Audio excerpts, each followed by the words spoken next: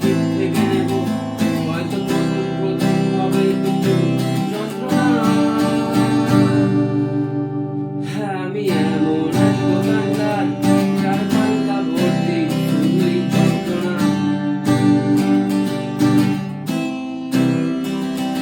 হ্যাঁ, আমি এমন এক দোকানদার যার পাল্লা ভর্তি শুধুই যন্ত্রণা। হ্যাঁ, আমি এমন এক দোকানদার যার পাল্লা ভর্তি শুধুই